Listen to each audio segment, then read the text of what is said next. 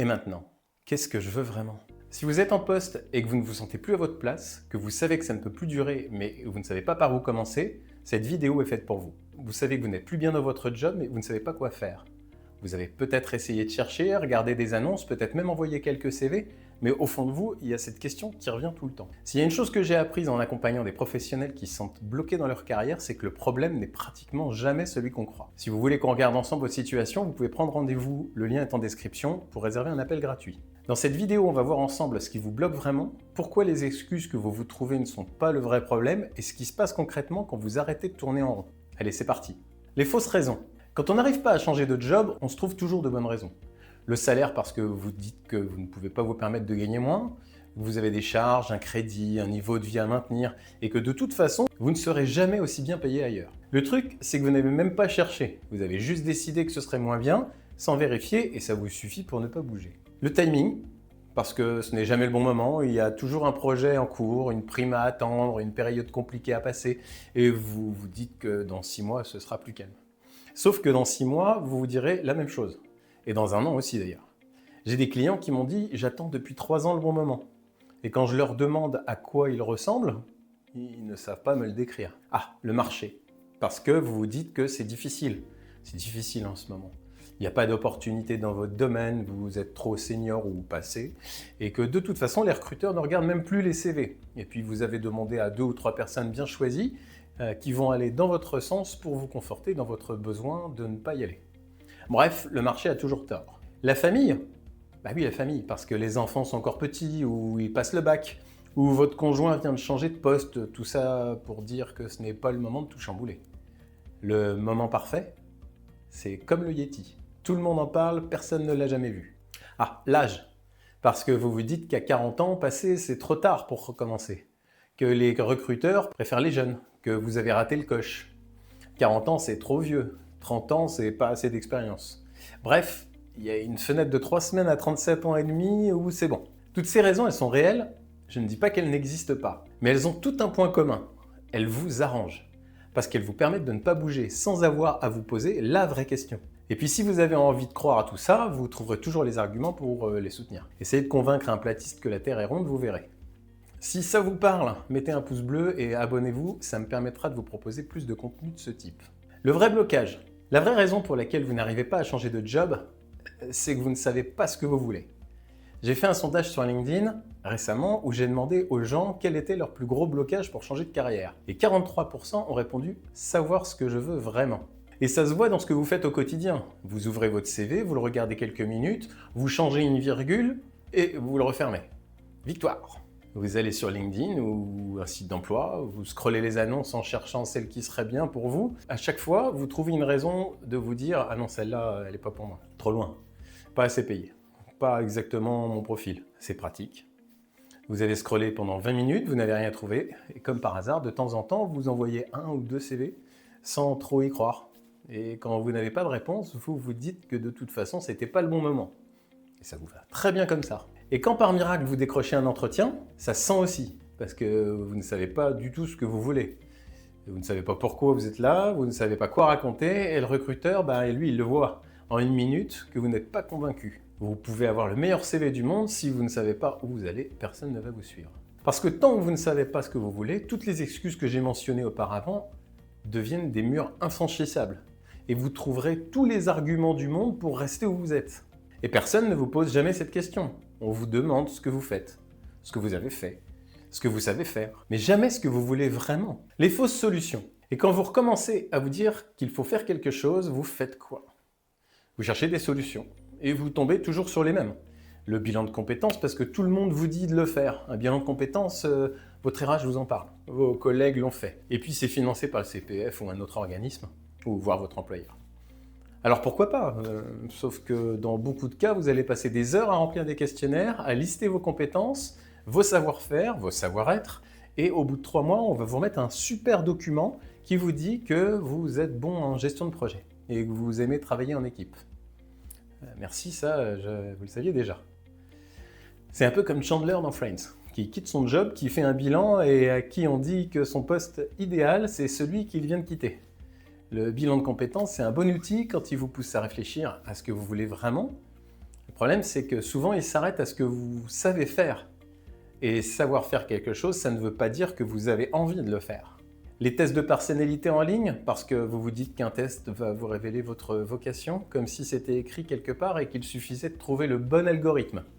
Alors vous faites le MBTI, le DISC, l'ennéagramme, et vous découvrez que vous êtes INFJ, ou que votre couleur dominante, c'est le bleu. Très bien, et après? Vous avez un acronyme de 4 lettres et toujours pas de direction. Bon, au moins, vous avez un truc à mettre dans votre bio LinkedIn.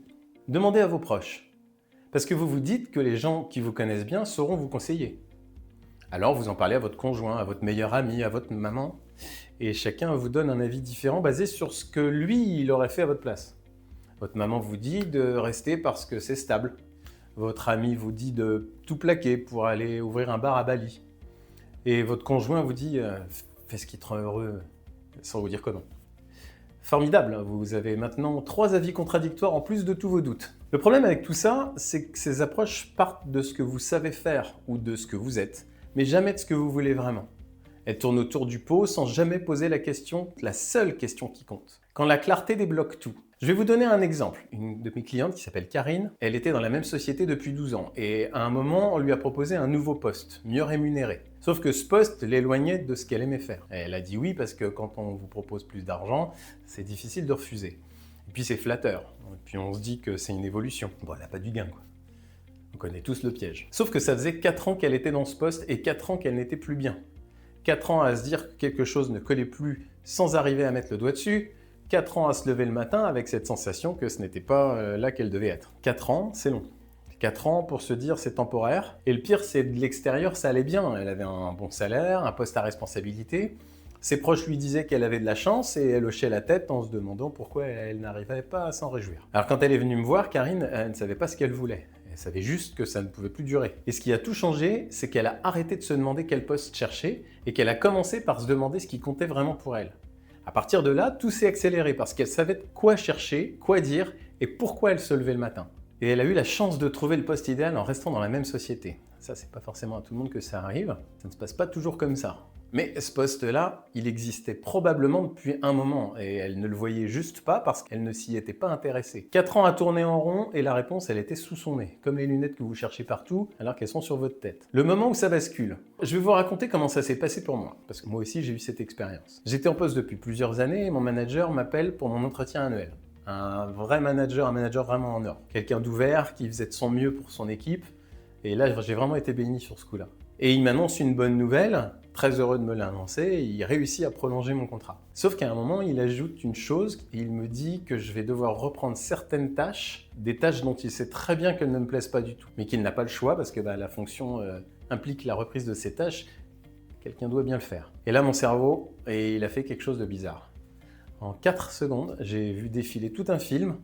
Je me suis vu dire oui, reprendre les tâches, continuer comme avant. Et là, j'ai vraiment ressenti exactement ce que ça me ferait. 4 secondes dans la réalité, mais dans ma tête, c'était comme si ça avait duré 5 minutes. Et puis là, j'ai dit non. J'ai dit non, je vais arrêter là. Et ce qui avait changé, c'est que depuis mon accident de moto, quelques mois plus tôt, quelque chose avait vraiment germé dans ma tête. Je ne me sentais plus à ma place, mais j'étais vraiment retenu par la sécurité de l'emploi, comme beaucoup d'entre nous.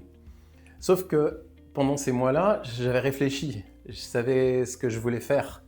Il me manquait juste le déclencheur. Et c'est ça la différence. Quand vous savez ce que vous voulez, vous n'avez plus besoin de courage pour partir. Vous avez juste besoin d'un moment. Et si je vous raconte ça, c'est parce que je sais que certains d'entre vous sont exactement à cet endroit-là où j'étais. Vous sentez que quelque chose ne va plus, vous y pensez depuis des semaines ou des mois, mais vous attendez.